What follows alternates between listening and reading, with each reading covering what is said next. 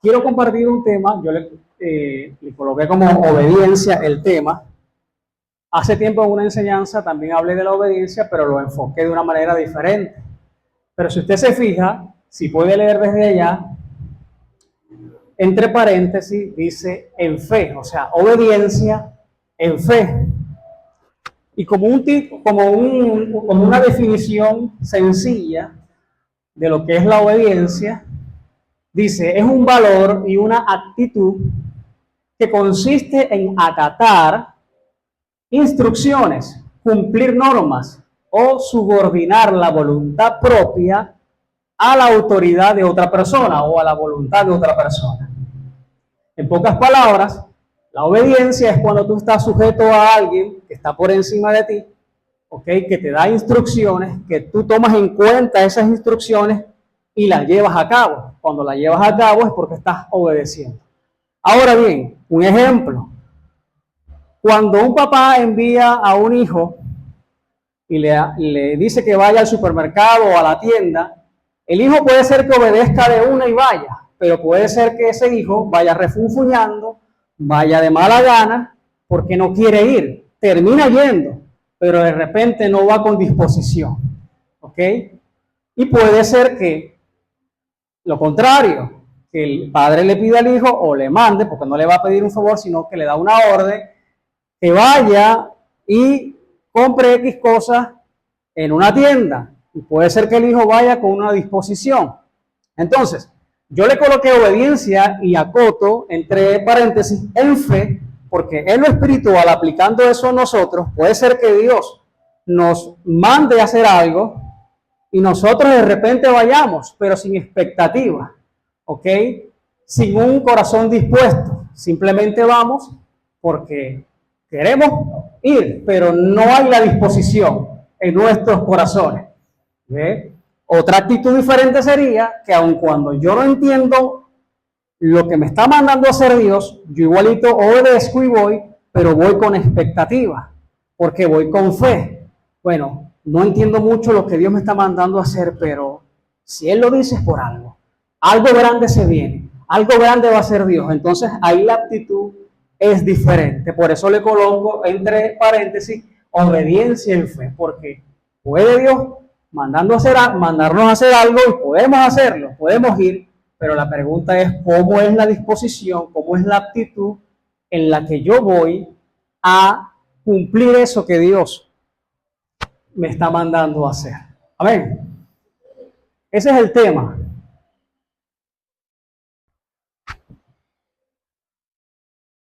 Tú eres Pedro, tú eres Pedro, tú eres Pedro, tú eres Pedro, tú eres Pedro, usted es Pedro y yo soy Pedro. Y ahorita vamos a entender más adelante por qué yo le estoy diciendo que usted es Pedro. Dígale que está a su lado, tú eres Pedro.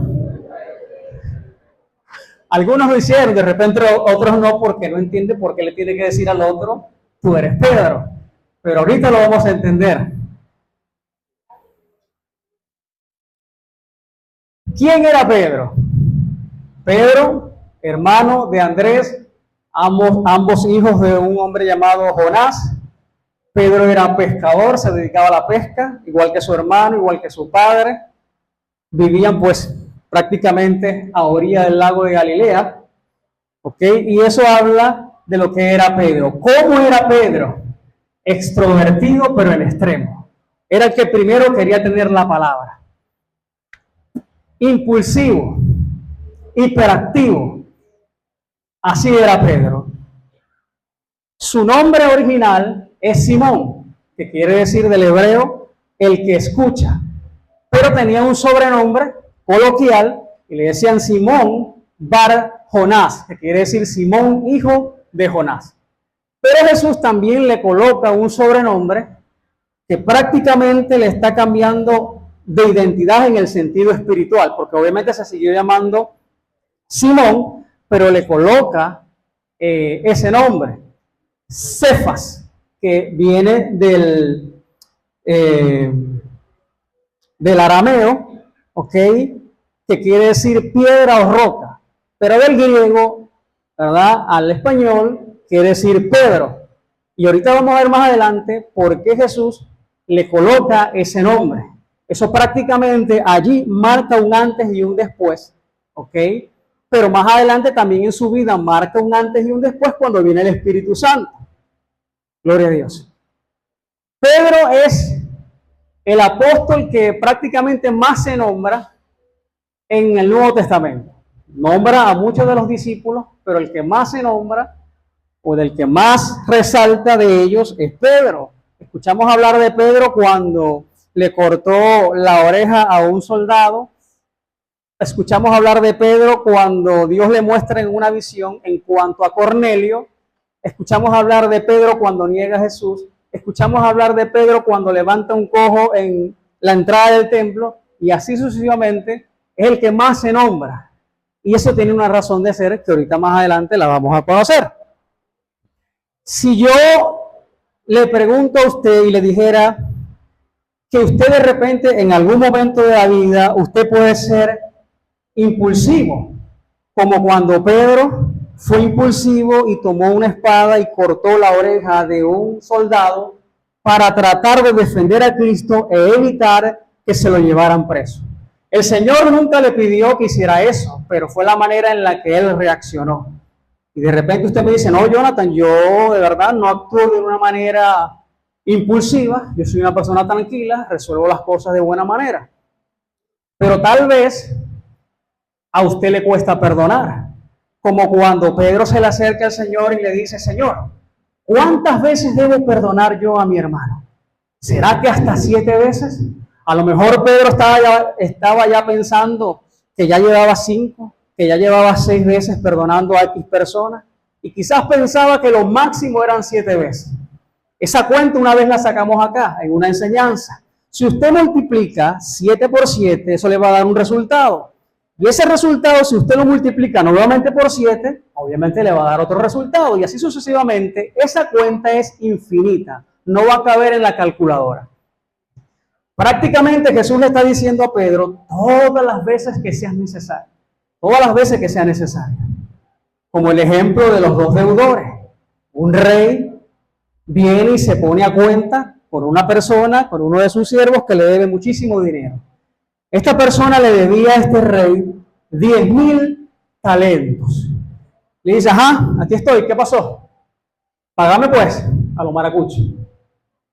No, señor, no tengo dinero, no tengo plata. Bueno, vamos a hacer algo, te voy a vender a ti, voy a vender a tu esposa, voy a vender a tus hijos, voy a vender todo lo que tú tienes para poder cobrarme lo que tú me debes. Obviamente, a alguien le dicen así, ese hombre se puso con los ojos pepudos, se arrodilló y le dijo, Señor, te ruego, ten paciencia conmigo, yo te lo voy a pagar. Y el rey se dio cuenta que este hombre no le iba a poder pagar tanto dinero, de tal manera que le perdona la deuda. Este hombre sale de allí obviamente contento porque le habían perdonado la deuda de 10,000 talentos. Y va a que otro compañero de él que le debía a este hombre 100 denarios. Y le dijo, hey, págame, pajarito. Y este amigo de él, compañero de él, le dijo, no tengo dinero. Bueno, no sé cómo vamos a hacer, págame o te mando preso. Y este hombre hizo lo mismo que él hizo con el rey. Se postró y le rogó y le dijo, ten paciencia conmigo que yo te lo voy a pagar. Ya que no saben qué hizo, le perdonó la deuda. No se la perdonó. Le dijo, te voy a meter preso, y lo metió preso. Hasta que no me paguéis, no te saco de aquí. Él le debía al rey 10,000 talentos. Ahora desglosemos eso. Un talento equivale a 6,000 denarios. De tal manera que 10,000 talentos, si usted lo multiplica por 6,000, son 60 millones de denarios. Un denario, esa era la forma de pago, ¿ok? Eran monedas. Un denario equivalía al pago de un día de trabajo. Un denario equivalía al pago de un día de trabajo. Quiere decir que 60 millones de denarios equivalían a 60 millones de días de trabajo. Y si lo llevamos a años, eso da más de 160,000 años de trabajo. Por eso el rey sabía que él no le iba a poder pagar esa cantidad de dinero. porque no podía ni siquiera vivir más de 100 años para poderle pagar ni siquiera un poquito.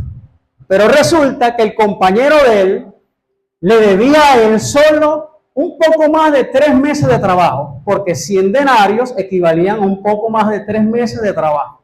Y a él se le perdonó toda esa cantidad de dinero y él no pudo perdonar esa pequeña cantidad que le debía a su compañero. ¿Cuál es el consejo? ¿O qué aprendemos? ¿O cuál es la aplicación de esta parte en nuestras vidas? Sencillo, lo está diciendo allí. Aplicándolo a lo espiritual, es que Dios a nosotros nos perdonó una deuda muy grande. El ser humano fue condenado, ¿verdad? Heredamos el pecado de Adán en lo espiritual. ¿Y cómo el ser humano se libraba de esa deuda? Ningún esfuerzo humano iba a poder librarnos de esa condenación. Tenía que venir alguien y pagar un precio para poder librarnos de ello. Y Cristo Jesús en la cruz del Calvario pagó ese precio para librarnos. Y fuimos librados y se cumple en nosotros, todos aquellos que tenemos a Cristo en nuestro corazón, que hemos nacido de nuevo, que el Espíritu Santo habita en nosotros, se cumple lo que dice la Biblia. Ninguna condenación hay para los que están en Cristo Jesús.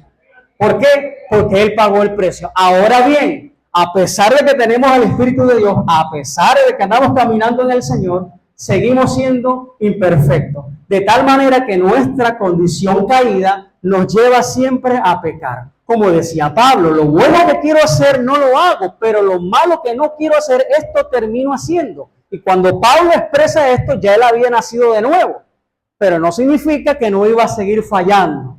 Entonces, la aplicación para nosotros de esta parte de la enseñanza es que si Dios nos ha perdonado un montón de cosas que cada uno sabe, ¿verdad? ¿Por qué nos cuesta tanto perdonar a nuestro semejante, a nuestro hermano, que de repente lo que nos ha hecho es un poco más pequeño que lo que nosotros hemos hecho contra Dios? Porque cada vez que nosotros pecamos, pecamos contra Dios, ¿ok? Y Él nos perdona, porque la Biblia dice que entremos confiadamente, porque Él sabe nuestra condición. Lo importante es que nosotros nos acerquemos con sinceridad, confesando nuestra falta. Y Él no va a perder tiempo en perdonarte. Y porque nosotros dejamos pasar el tiempo y esquivamos y evadimos y no queremos de repente perdonar al que nos ha hecho de repente algo así de pequeño, cuando nosotros hemos hecho cosas más grandes y Dios, que es perfecto, nos las ha perdonado. Y el que es igual a mí me cuesta perdonarlo. Amén. La otra parte se me olvidó, perdón. De repente usted dice, no, yo soy muy dado a perdonar. Yo perdono, pero muy rápido. Pero de repente usted en algún momento dado niega a Cristo con sus acciones. De repente en el trabajo usted no se identifica como cristiano porque pues le da pena. Y el no identificarse como cristiano, donde estemos, eso es una manera de negar lo que somos. ¿Ve? De repente usted es dado y tiende a usar un vocabulario soez en el trabajo por miedo a que de repente lo rechacen. Porque uno, donde esté, uno tiene que marcar la pauta, ¿ok? Y mostrar de que somos diferentes. No es que somos mejores que esas personas, sino que si estamos en Cristo y Él está renovando nuestras vidas y está cambiando nuestras vidas, las cosas viejas pasan, todas son ahora hechas nuevas. Entonces yo tengo que demostrarle a la gente con mi comportamiento que soy diferente para que esas personas se puedan convertir a mí y no yo convertirme a ellos. Y de repente usted me dice, no, tampoco, yo no niego al Señor de ninguna manera, yo siempre lo reconozco en todos mis caminos, pero de repente usted en algún momento dado cuestiona al Señor en algo que Dios le ha dicho, porque de repente usted se basa en su conocimiento, en su experiencia, en su inteligencia, en el conocimiento bíblico que tiene, el tiempo que tiene en el Evangelio, y de repente usted puede de alguna manera cuestionar a Dios, como Pedro también cuestionó al Señor. Y de repente usted me dice, no, tampoco, yo no cuestiono al Señor. Entonces, vamos a leer un momento Eclesiastés 7:20 para ver qué dice. ¿Y de qué se trata este segmento, esta parte? De reconocer que nosotros somos débiles. Por más conocimiento que tengamos o experiencia en el ámbito secular o espiritual, ¿verdad? Dice, ciertamente no hay hombre justo, cuando dice hombre habla del ser humano, mujer y hombre, ¿ok? Ciertamente no hay hombre o persona justa en la tierra que haga el bien y no peque. Usted puede portarse bien, excelente, ser el mejor, pero usted tiene que tener presente que usted habita en un cuerpo imperfecto que tiende a hacer lo malo. ¿Por qué? Porque si usted no toma en cuenta eso, entonces usted es dado, sin darse cuenta, a ser sabio en su propia opinión, y es cuando va a venir y puede cuestionar a Dios. Y lo vamos a ver que Pedro también cuestionó a Dios. Pero no todo es malo. Pedro también más adelante, el Señor, Dios lo utiliza y en el primer discurso se convierte en más de 3,000 personas. Cosa que anteriormente, ahorita lo vamos a ver, lo estaba proyectando Cristo, y por eso es una de las razones que le cambia el nombre o le pone ese sobrenombre.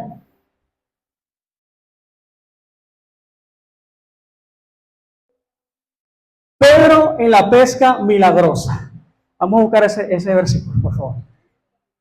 Pedro aquí está con todos sus compañeros con los que salía, incluyendo a su hermano, salía a pescar. Me disculpo, voy a ver un poquito de agua que me estoy secando. Pero como salen todos los pescadores de por aquí de esta zona, salen en la tarde, pasan toda la noche y ya vienen en la mañana con la carga de peces o vienen pelados, porque a veces les va mal y no pescan nada. Les pasó algo así. Fueron a pescar, pues, y toda la noche, toda la madrugada amanecieron y nada que ver. Cuando terminó de hablar, dijo a Simón, boga mar adentro y echad vuestras redes para pescar. Respondiendo Simón, allá habían varios, ¿ve? Respondiendo Simón le dijo, maestro, toda la noche hemos estado trabajando y nada hemos pescado, mas en tu nombre o en tu palabra echaré la red.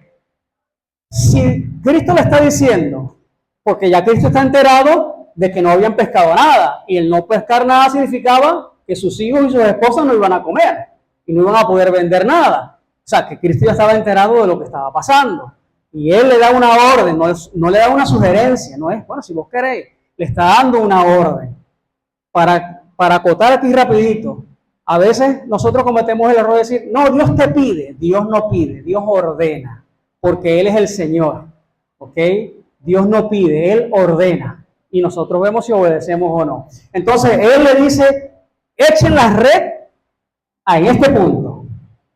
Y Pedro, en vez de ir, empieza a cuestionar. Prácticamente cuando Pedro le dice, hemos trabajado toda la noche, ahí no hay peces, prácticamente le está diciendo, Señor, o sea, vos me vas a decir a mí con la experiencia que yo tengo, que nací aquí, ahí no hay peces, ahí no hay nada. Sin embargo, bueno, yo te voy a obedecer, yo voy a ir.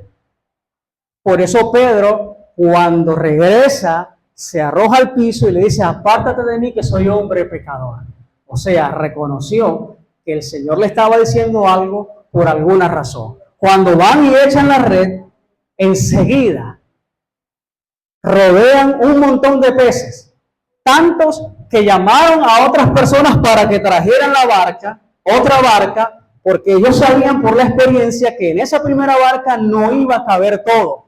Por eso llaman a una segunda barca. Pero resulta que cuando están repartiendo la carga, dice la Biblia allí, que casi se hunden ambas. Estoy por pensar que cuando iban pasando los peces, se multiplicó aún más. Y no es descabellado pensar que pudo haber pasado eso, porque si Cristo repartió 5 panes y 2 peces, y cuando lo fueron repartiendo, los discípulos en ese hecho no les repartieron a esas más de 5,000 personas, no podían. Ellos repartieron varios pedazos. Y los demás partían los pedazos y se los iban pasando uno a otro, y en las manos de las siguientes personas ese pan se iba multiplicando. Como sucede en lo espiritual, predicamos la palabra, alguien se convierte y ese alguien predica la palabra más adelante, se convierte en otras personas y así se va multiplicando la palabra de Dios en las personas. Porque el tiempo no les iba a alcanzar para alimentar a más de 7,000 personas, porque dice sin contar a las mujeres y a los niños, no les iba a dar tiempo. De tal manera que todos colaboraron en la multiplicación de ese pan. ¿Ve? Entonces Pedro le dice prácticamente eso: hey, yo tengo mucha experiencia en esto, porque a veces el conocimiento nos mata en el sentido que nos hace pasar por encima de lo que Dios nos está diciendo. Si Él nos está diciendo algo es porque Él es omnisciente, Él sabe lo que tiene que hacer. Nosotros no le podemos dar instrucciones como María cuando se acabó el vino. Le dijo a los mesoneros: vamos, que mi hijo hace milagro. Jesús, se les acabó el vino. ¿Y qué le dijo el Señor? ¿Qué tienes conmigo, mujer? Aún no ha llegado mi hora. Fíjense cómo le dijo: ¿qué tienes conmigo, mujer? No le dijo: ¿qué tienes conmigo, mamá? O sea, le está diciendo: tú aquí eres mi sierva, tú aquí no eres mi mamá. Acuérdate que tú fuiste un instrumento de Dios para que yo viniera al mundo. O sea, tú te tienes que rendir a mí. Hagan todo lo que Él dice. O sea, porque el instinto materno pasó por encima de la voluntad de Dios. ¿Ve? Entonces Cristo le llama la atención y ella: hagan todo lo que Él dice. ¿Ve? ¿Cuál es la aplicación de esto en nosotros? Que si Dios nos dice algo, tenemos que tener presente que Él es omnisciente. Todo lo sabe. Porque Él no te va a dar todos los detalles cuando Él te manda a hacer algo. Porque no sería fe. Por eso se llama obediencia en fe. ¿Qué es la fe? Es la certeza de lo que se espera, la convicción de lo que no se ve. Sencillo, creer sin ver. Porque el que me está diciendo ver, no me va a engañar. El que le estaba diciendo a Pedro: echa la red allá. ¿El que tenía que hacer? Tomar una acción, ejercer una acción, ir, echarle chinchorro. Bueno, no creo que haya sido una atarraya, que es más pequeña. Un chinchorro. ¿Y quién puso los peces ahí? Dios. Tal vez tenía razón, no había nada, pero donde no hay nada, Dios hace que haya mucho. Tal vez tú no tienes nada en tu casa, en la nevera está pelada, pura agua y poquita porque no llega. Pero en cuanto a eso, Dios te puede dar instrucciones, acatar instrucciones. Lo que decíamos al principio de la definición de obediencia. De repente Dios te da instrucciones en cuanto a la necesidad que tú tienes en tu casa. Y Dios te manda a echar la red, en el sentido figurado. ¿Ve? Porque si hay una necesidad, tú cumples una parte y Dios hace el 90%. ¿Ve? Pero Dios no te va a hacer todo. Si necesitas un trabajo acostadito en la casa, no te va a llegar. Tú tienes que ejercer acción. Y Dios se encarga de lo imposible, porque era imposible para ellos obtener los peces. Pero para Dios, que hizo los peces y ese lago, no era imposible. Entonces, la aplicación, ir, ¿verdad? Y no cuestionar a Dios. ¿Y cuándo puedes cuestionar a Dios? Todos los días, cuando estás leyendo la palabra de Dios, tú te vas a hacer preguntas, porque Dios te va a hablar algo y de repente no entiendes mucho. ¿Ok? No te da muchos detalles, pero tu parte es ir. Y lo demás lo va a hacer Dios. La siguiente en la mira. Gloria a Dios. La otra. Jesús lava los pies de Pedro. Otra vez Pedro en otro escenario, porque obviamente estamos hablando de Pedro. Y se me olvidaba decirle, cuando terminé de preguntarle, ¿por qué yo dije que usted es Pedro? Porque bueno, en algún momento nosotros podíamos de repente identificarnos, ¿ok? En lo que yo describía, de que Pedro era impulsivo, de que Pedro de repente le costaba perdonar, de que Pedro de repente negaba al Señor, de que Pedro de repente cuando cuestionó a Cristo, y en nosotros puede pasar alguna de esas cosas, porque él tiene la misma naturaleza pecaminosa igual que nosotros. Él fallaba como nosotros podemos fallar. Lo importante es saber que somos vasijas frágiles. Por eso dice la Biblia que mora en nosotros un tesoro, hablando del Espíritu Santo, en una vasija de barro. ¿Y por qué habla de una vasija de barro? Porque el barro es frágil, se quiebra de nada, para que la gloria no sea de nosotros, sino que sea de Dios. Y eso nos va a mantener bajitos, dependiendo de Dios, siempre. Por eso siempre va a permitir Dios que tengamos debilidades. Aquí Jesús viene y daba, después de la cena, agarra una toalla, un lebrillo, era un recipiente, ¿ok? Echó agua, agarra una toalla y comienza a lavar los pies a los discípulos. Y cuando ya toca el turno de Pedro, Pedro lo ve que viene y le dice, hey, Señor, ¿tú me vas a lavar los pies a mí? No, Señor, tú me vas a lavar los pies. Y el Señor le dijo, déjate lavar los pies. Lo que tú no entiendes ahora, lo entenderás después. ¿Por qué no quería que el Señor le lavara los pies? Porque cuando un invitado llegaba a la casa de alguien, ¿verdad? El dueño de esa casa, si tenía siervos, ordenaba a los siervos que buscaran estos recipientes para lavarle los pies al visitante. Esto representaba una honra, una atención especial a la persona que llegaba. Pero si de repente no tenía siervo, el dueño de la casa buscaba los recipientes, pero no lo lavaba a él, se lo daba al que venía de visita para que él mismo se lo lavara. O sea, prácticamente Pedro le está diciendo al Señor, tú eres el Señor, ¿cómo vas tú a lavarnos los pies a nosotros? Eso es para los siervos, eso no es para ti. Y prácticamente está diciendo con eso que él tampoco lo iba a hacer por la posición que de repente él tenía. Pero la Biblia dice que Cristo vino a servir, mas no a ser servido, ¿cierto? ¿Ok?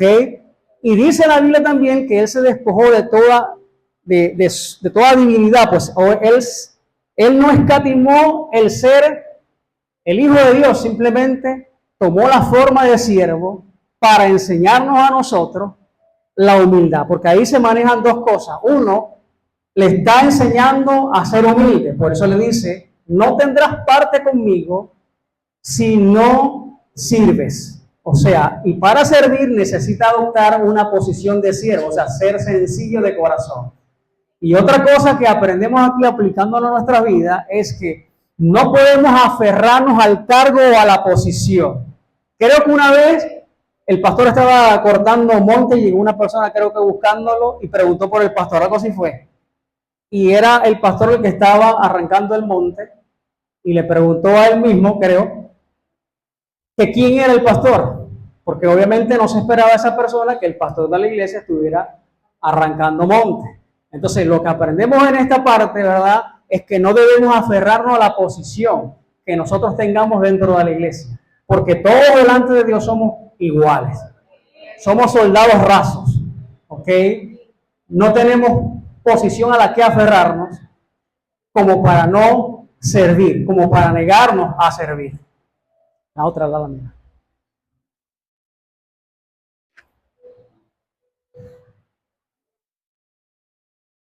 Pedro nuevamente, en una última escena, y el pez con la moneda en la boca. Yo le puse así como el subtítulo. Usted ha leído ese pasaje, ¿verdad? Cuando llegan los cobradores de impuestos y se encuentran a Pedro y le dicen, hey, ven acá, ¿tu señor paga los impuestos? Y él le dice, sí. Ah, ok. Se va. Cuando entra donde está Cristo, Cristo le pregunta, Simón, ¿quién crees tú que debe pagar los impuestos? ¿Los hijos de los reyes o las personas comunes? Y él le dice, las personas comunes. Vamos a leerlo para ver cómo dice textualmente.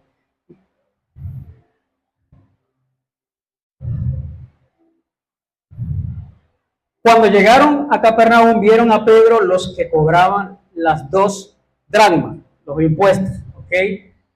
Cada persona tenía que pagar 2 dracmas. Era una moneda, 2 dracmas, y le dijeron, vuestro maestro no paga las dracmas. O sea, prácticamente le está preguntando lo mismo. O sea, paga los impuestos. Él le dijo, sí. Y al entrar él en casa, Jesús le habló primero diciendo, ¿qué te parece, Simón? Los reyes de la tierra, de quienes cobran los tributos, los impuestos de sus hijos o de los extraños? Pedro le respondió, de los extraños. Jesús le dijo, luego los hijos están exentos. Sin embargo, para no ofenderles, ve al mar, echa el anzuelo y el primer pez que saques, tómalo. Y al abrirle la boca hallarás un estatero. Tómalo y dáselo por mí y por ti. Eso fue lo que él hizo. Ve al mar o al lago, o sea, se llamaba mar por tradición, pero era un lago. Tira el anzuelo y el primer pez que saque, vas a encontrar un estatero. Eso equivalía a un tetradracma, es decir, era una moneda que valía 4 veces. Es decir, con eso podía pagar el impuesto de 2 personas. Por eso Cristo le dice, paga por ti, paga por mí y paga por ti. Todos como yo, los que hemos leído eso, yo pensaba que el milagro, porque ahí ocurrió un milagro, el milagro era el que apareciese la moneda en la boca del pez. ¿Ok? Todos que hemos leído eso, hemos de repente creído eso. Pero realmente hubo un milagro, pero ese no fue el milagro. ¿Por qué? Porque hay algo que tiene que ver con el pez. Pero un momentico el video. Hay algo que tiene que ver con el pez. En ese lago habían una variedad de peces. Habían bagres, habían sardinas y había otro pez que era muy común, entre otros. Pero digamos que resaltaba la tilapia. ¿Okay? Un pez que se llama tilapia. Este pez llamado tilapia pertenece a un grupo de peces que se llaman cíclidos. Y estos cíclidos tienen una habilidad reproductiva que no tienen muchas de las otras especies de los peces. ¿Ok? Estos peces, la hembra deposita sus huevos, ¿verdad? Los desova, el macho viene, los fertiliza, luego ella viene, se los lleva a la boca y la incubación se da dentro de la boca de la hembra. Luego que eclosionan, que nacen, cuando ya ellos están capacitados para nadar, salen fuera de la boca, pero muy atentamente. Si ellos tienen algo que los amenace, enseguida se devuelven rápidamente y se meten en la boca. Cuando ya ella, digamos, los ha destetado, que ya no los quiere ya, para evitar que se metan en la boca, ella, la hembra, agarra piedras o cualquier objeto que encuentre en el fondo del lago y se lo lleva a la boca para impedir que ellos entren en la boca. ¿Bien? Vamos a verlo un momentico. Bueno, ya está. Fíjense lo que hace. La mayoría entra en la boca para ella protegerlos. Esa capacidad la puso Dios en ese tipo de pez. Hubo un milagro, sí. Y el milagro fue que Dios colocó en el entorno de ese pez esa moneda, porque obviamente no estaba allí por casualidad. Y ella, por la habilidad que Dios puso en ese pez, toma esa moneda y la lleva a la boca. Obviamente Dios hace todo esto, pero Dios usa la habilidad del pez como usa la habilidad de otros animales. Ahora bien, Él lanza el anzuelo. ¿Por qué otros peces que estaban también allí no toman el anzuelo? Allá habían bagres, allá habían sardinas y habían otros machos y hembras de la misma especie que pudieron haber tomado el anzuelo. Obviamente Dios no permitió que los otros peces tomaran el anzuelo, sino específicamente la que ya tenía la moneda en la boca. Asimismo, Dios va a atraer la bendición a tu vida, pero tú tienes que ejercer una acción.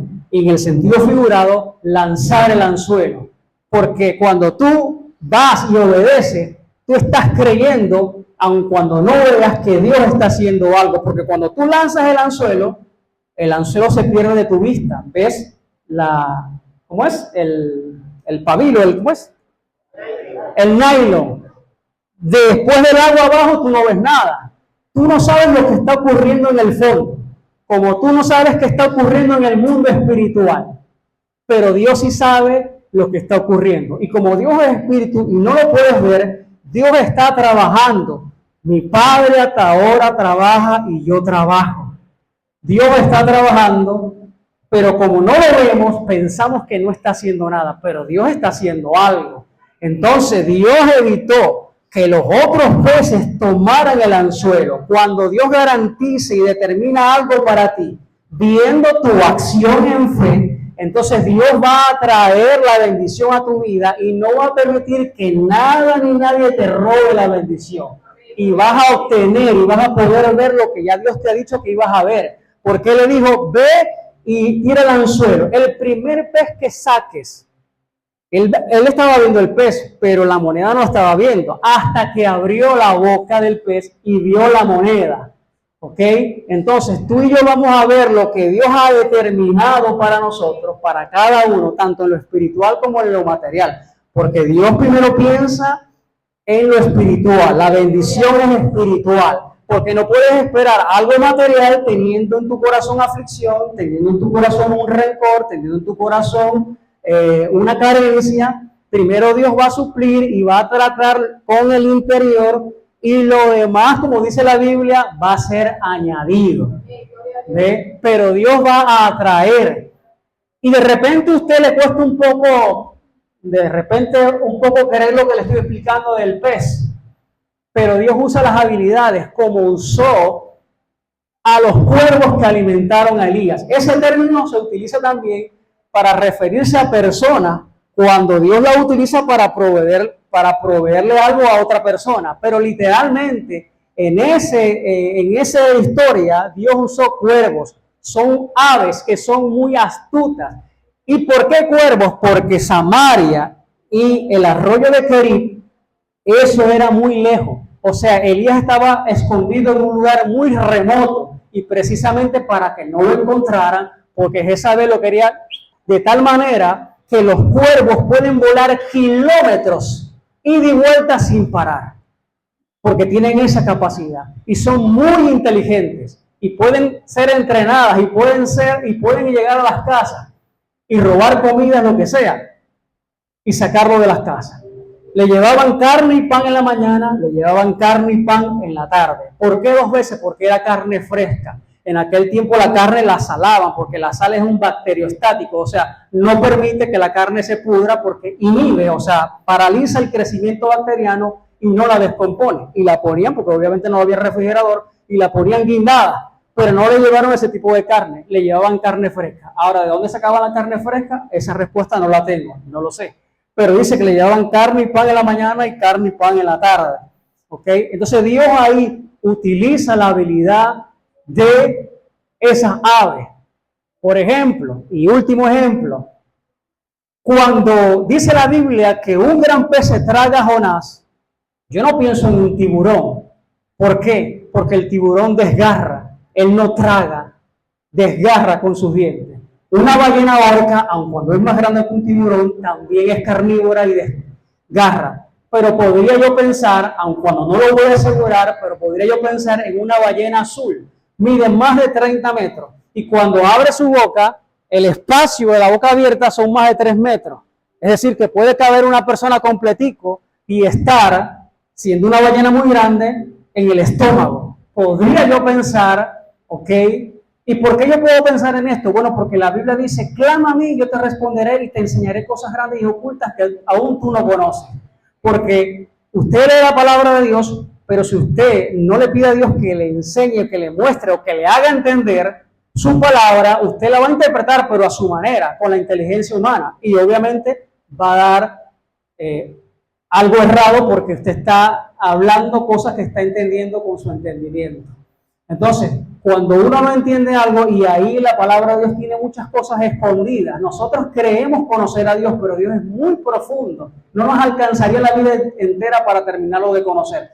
Pero cuando Dios ve que nosotros nos interesamos por Él, ¿okay? Él nos enseña su palabra. No puedo asegurar qué tipo de pez era el que se tragaba Jonás, pero lo cierto es que Dios usaba la habilidad de los animales como usó la habilidad de este tipo de pez para que tomara la moneda y luego Pedro la pescara. La bendición que Dios ha determinado para nuestras vidas va a venir. Pero no es esperar estáticamente. Esperar en Dios no es estar sin hacer nada. Esperar en Dios es sencillamente esperar que el tiempo de Dios en las cosas que Él ha prometido para nosotros se cumpla. ¿Y cuándo será eso? No lo sabemos. Llegarán inesperadamente las cosas que nosotros esperamos porque Dios a veces no nos da muchos detalles de lo que Él nos dice.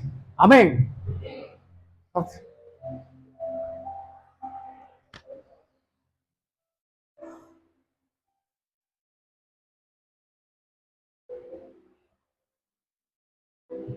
Llévese esto en su corazón y si de repente alguno tiene duda con respecto a lo que yo expliqué de los peces, pregúntele a Dios.